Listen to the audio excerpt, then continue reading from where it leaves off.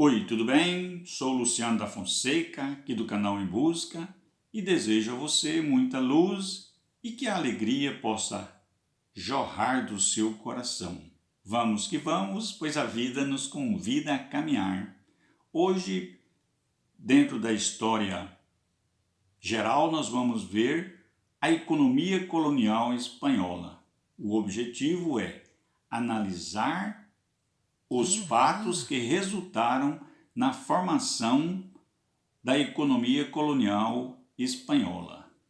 Na visão de Aquino, a colonização espanhola na América se caracterizou pela transformação da estrutura política, econômica, religiosa e cultural das sociedades que viviam naquele território.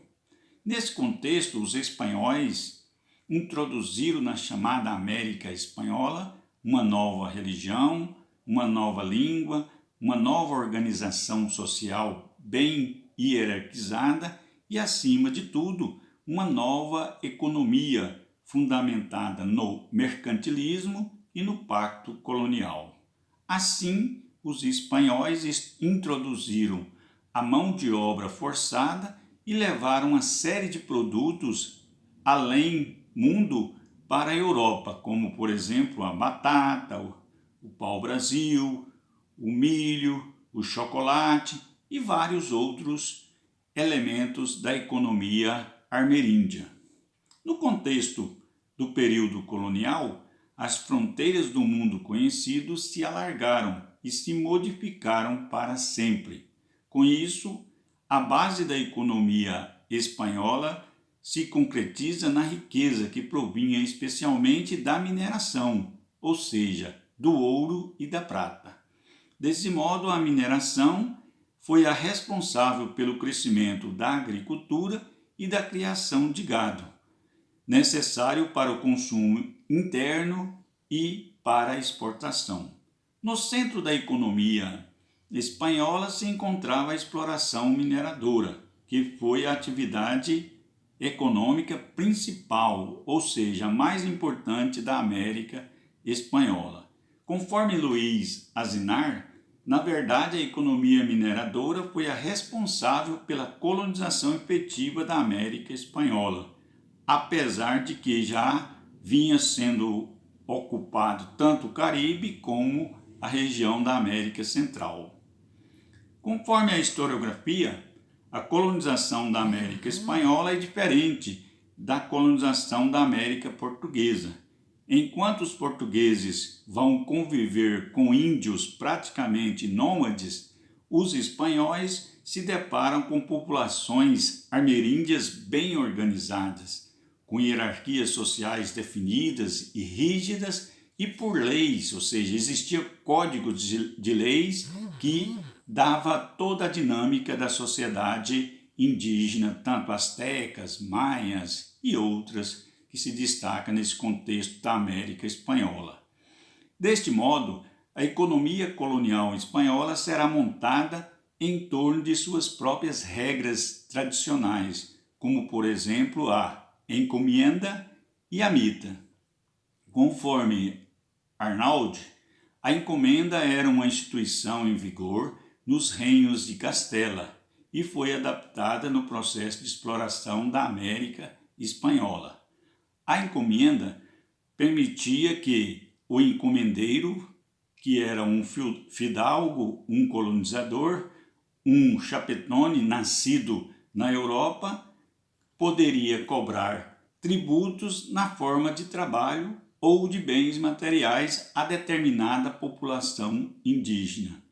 Em troca, o encomendeiro deveria evangelizá-las, cuidá-las e defendê-las. De um modo geral, a encomenda era hereditária, porém não perpétua. Segundo a historiografia, ocorreram diversos abusos na execução da encomenda. Diante disso, várias ordens religiosas dentro da Igreja Católica vão protestar junto ao rei, cobrando providência e justiça. De fato, a coroa espanhola tentou abolir a encomenda 50 anos após a sua instituição, gerando revolta em vários pontos, principalmente nos vice-reinos da Espanha. Por outro lado, também a própria população indígena, que era explorada, se rebelavam contra este sistema, como foi o caso da revolta liderada pela indígena Bartolina Ziza, 1750, na atual Bolívia.